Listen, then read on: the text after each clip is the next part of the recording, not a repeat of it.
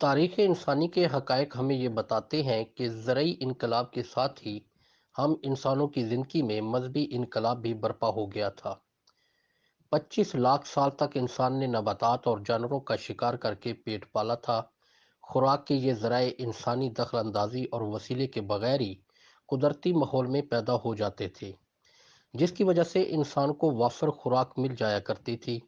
قدیم لوگوں کی اکثریت درجنوں یا زیادہ سے زیادہ 100 افراد کی تعداد میں چھوٹے گروہوں اور کنبوں کی شکل میں بسر رکھتے تھے۔ یہ لوگ ایک دوسرے کو قریبی سطح پر جانتے اور ان کے بیچ تعلق رہا کرتا تھا۔ دوسرے اسی علاقے میں بسر رکھنے والے پڑوسی گروہ ایک دوسرے کے ساتھ وسائل کی خاطر لڑتے جھگڑتے تھے، تو وہیں ان کے بیچ دوستانہ مراسم بھی رہا کرتے تھے۔ وہ آپس میں آدمیوں کا تبادلہ بھی کرتے تھے اور اکٹھا شکار بھی کھیلتے تھے۔ انسانوں کے یہ تمام کنبے اور گروہ خانہ بدوشی کی زندگی گزارتے تھے، ایک جگہ سے دوسری جگہ خوراک کی تلاش میں پھرتے رہتے تھے۔ ان کی نقل و حرکت پر موسموں کے تغیرات، جانوروں کی سالانہ نقل مکانی اور پودوں کی نمو اور موسمی بالادگی کا بھرپور اثر و رسوخ رہتا تھا۔ انسانوں کے یہ چند گروہ چند مربع کلومیٹر کے علاقے سے لے کر زیادہ سے زیادہ کئی سو مربع کلومیٹر کے علاقے میں نقل و حرکت کرتے رہتے تھے۔ مگر آج سے 10,000 سال قبل جب زرعی انقلاب برپا ہوا تو انسانوں کی زندگی کا نظام یکسر تبدیل ہو کر رہ گیا۔ انسان کی ساری توجہ، وقت اور توانائی چند جانوروں اور گنی چنی نباتات ہی کے گرد گھومنے لگی۔ وہ خوراک کے لیے صرف انہی چند اقسام پر تکیہ کرنے لگا تھا۔ انسان صبح تڑکے سے لے کر شام گئے تک بیج بونے، وطر لگانے، زمین سے غیر ضروری جڑی بوٹیاں نکالنے اور بھیڑ بکریوں کے ریوڑوں کو چراگاہوں میں ہانکنے میں مصروف رہنے لگا۔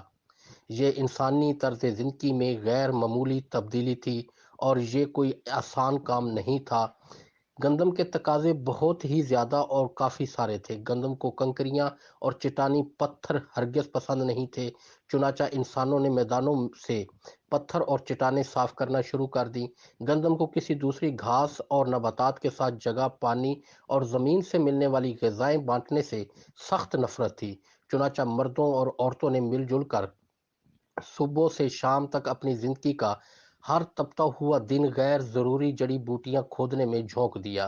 ادھر گندم بیمار پڑ جاتی تو یہاں انسان کو غش آنے لگتے، وہ اپنی محنت دگنی کر دیتا۔ گندم لاچار تھی، اس لیے کئی دوسری نامیات جیسے خرگوش اور ٹڈی تک اس کو چٹ کرتے رہتے تھے۔ سو انسان نے دن رات ایک کر کے گندم کے لیے پہرا بھی دینا شروع کر دیا۔ گندم کو پیاس لگتی تو انسان چشموں، ندی اور دریاؤں سے پانی باندھ کر یا اپنی پیٹھ پر لاد کر لاتا اور اسے پلاتا رہتا۔ وقت گزرنے کے ساتھ ساتھ انسان کو گندم کے ساتھ یہ سودا مہنگا پڑنے لگا تھا، کیونکہ گندم کی کاشت کے لیے انسان کو خانہ بدوشی کی زندگی ترک کر کے مستقل بستیوں اور دیہاتوں میں سکونت اختیار کرنی پڑتی تھی۔ مستقل سکونت کی وجہ سے بستیوں اور دیہاتوں میں بیماریاں پھیلنے لگیں، جس سے انسانوں کی اموات بڑھ گئیں۔ دوسری جانب جب اناج کی شکل میں خوراک کی بہتات ہوئی تو انسانی آبادی بھی تیزی سے بڑھنے لگی۔ جوں جوں انسانی آبادی تیزی سے بڑھی، نتیجتاً خوراک کی ضروریات بھی بڑھنے لگی۔ آہستہ آہستہ انسان فصلوں کی کاشت اور بھیڑ بکریوں پر مطلق اختیار رکھنے کی خواہش کرنے لگا، جبکہ وہ اچھی طرح جانتا تھا کہ اس کا یہ تسلط محدود ہے۔ وہ زمین میں بیج تو بو سکتا تھا، مگر بہترین پیداوار ہو یا بھیڑ بکریوں کو اپنی مرضی سے حمل پر مجبور نہیں کر سکتا تھا۔ وہ بہتر فصل کے لیے پانی باندھ کر یا لاد کر کھیت کو سیراب تو کر سکتا تھا، مگر قحط سے اور بھیڑ بکریوں کے ریوڑوں میں پھیلنے والی وبائی امراض کا کچھ نہیں بگاڑ سکتا تھا۔ خداؤں کی ابتدا کے بارے گرامی تحقیقی نظریے کی دلیل یہ ہے کہ خداؤں کو اسی زمانے میں اہمیت حاصل ہوئی۔ وہ ان مسائل کا حل تجویز کرتے تھے۔ کئی خدا جیسے تولیدی باوری کی دیوی، فلک میں بادلوں کا خدا اور چارہ گر خدا وغیرہ اسی زمانے میں منظر عام پر آئے۔ خداؤں کا مرکزی کردار یہی تھا کہ وہ انسانوں اور نباتات و حیوانات کے بیچ ثالثی کریں۔ یہ خداؤں کی ذمہ داری تھی کہ وہ نباتاتی فصلوں اور جانوروں کو انسانوں کا اطاعت شعار بنائیں تقریباً ساری قدیمی اساطیر اصل میں انسانوں اور خداؤں کے بیچ ایک ایسا قانونی معاہدہ ہے جس کے تحت انسانوں نے اب تک خداؤں کی اطاعت شرعی قبول کر رکھی تھی۔ اس کے بدلے خدا انسانوں کو نباتات، حیوانات پر دسترس دیتے تھے۔ تورات کی کتاب کے پہلے ابواب اس کی سب سے بڑی مثال ہیں۔ زرعی انقلاب کے بعد ہزاروں سال تک مذہبی رسوم اور عبادات کے مسلمہ طریقوں میں خدائی رضامندی کے لیے بھیڑ بکریوں کی قربانی، خداؤں کے لیے شراب اور غلے کی بھیٹ چڑھانا اور اپنی عزیز ترین اشیاء کو خدا کے لیے ترک اور قربان کرنا وغیرہ عام تھا۔ اس کے بدلے میں خدا انسانوں کو فصلوں کی بہترین پیداوار اور ثمر آور ریوڑوں سے نوازتے تھے۔ زرعی انقلاب کے آغاز میں مظاہر پرست نظام میں انسان کے علاوہ دوسری مخلوقات اور موجودات جیسے چٹانوں، دریاؤں، چشموں، بھوت پریتوں اور آسیب وغیرہ پر اثر و رسوخ بہت چھوٹے پیمانے پر ہوتا تھا۔ تاہم یہ ساری چیزیں بتدریج نئے خداؤں کے سامنے اپنی حیثیت اور مرتبہ کھو گئے۔ جب تک قدیم انسان اپنی پوری زندگی چند 100 مربع کلومیٹر کے اندر محدود علاقوں میں بسر کرتے رہے، ان کی ضروریات انہی مقامی ارواح اور موجودات کی مدد سے پوری ہوتی رہیں۔ لیکن جب چھوٹی بادشاہت اور تجارتی نیٹ ورک پھیلنا شروع ہوئے تو لوگوں کو ایسی ہستیوں اور ذاتوں سے رابطہ کرنے کی ضرورت پیش آئی جن کی طاقت اور اختیار پوری بادشاہت اور تجارتی طاس پر لاگو ہوتی تھی۔ ان ضروریات کو پورا کرنے کے لیے پہلی بار کثرت پرستی یا مشرکانہ مذہبی تصورات نے جنم لیا۔ اب کئی خدا ظاہر ہو گئے۔ کثرت پرستی یا عظام پرستی یا شرک پر مبنی مذاہب یہ سمجھتے تھے کہ اس دنیا کے نظام کو طاقتور خداؤں کا ایک گروہ مل کر چلا رہا ہے، مثلاً تولیدی باوری کی دیوی، ہواؤں اور بارشوں کا خدا اور جنگ و جدل کا غضبناک خدا وغیرہ۔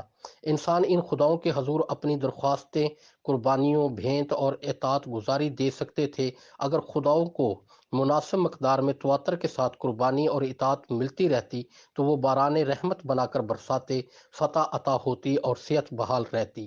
کثرت پرستی کی آمد سے مظاہر پرستی مکمل طور پر ختم نہیں ہوئی۔ آسیب، بھوت پریت، مقدس چٹانیں، پتھر، چشمے، تقریباً سبھی کثرت پرستی یا مشرک مذاہب کا حصہ رہے تھے۔ یہ ارواح وغیرہ عظیم خداؤں سے کہیں کم اہمیت کے حامل تھے، لیکن اس کے برعکس کثرت پرستوں یا مشرکوں نے دنیا کو صرف اور صرف خداؤں اور انسانوں کے بیچ تعلق کی نظر سے دیکھنا شروع کر دیا۔ اب ہماری عبادتیں، دعائیں، قربانیاں، گناہ اور نیکیاں پورے ماحولیاتی نظام کی قسمت کا تعین کرنے لگیں۔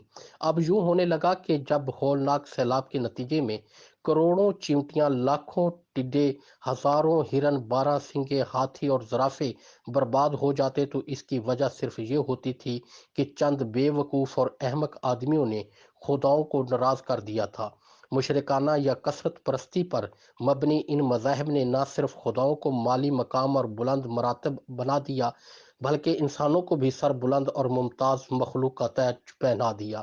قدیم مظاہر پرستی پر مبنی سلسلے کے کردار اپنے رتبہ اور حیثیت کھوتے چلے گئے اور اب ان کی حیثیت زائد اور اضافی تھی۔ اب وہ انسان اور خداؤں کے تعلق پر مبنی اس ڈرامے کے خاموش لیکن اب بھی سجے سجائے تماشائی بن چکے تھے۔ اور اگر آپ نے ابھی تک ہمارا چینل سبسکرائب نہیں کیا تو فوراً سبسکرائب کیجئے، ساتھ ہی بیل آئیکن پر کلک کریں تاکہ مزید آنے والی ویڈیو ہیں وہ آپ کو وقت پر ملتی رہیں۔ اللہ حافظ۔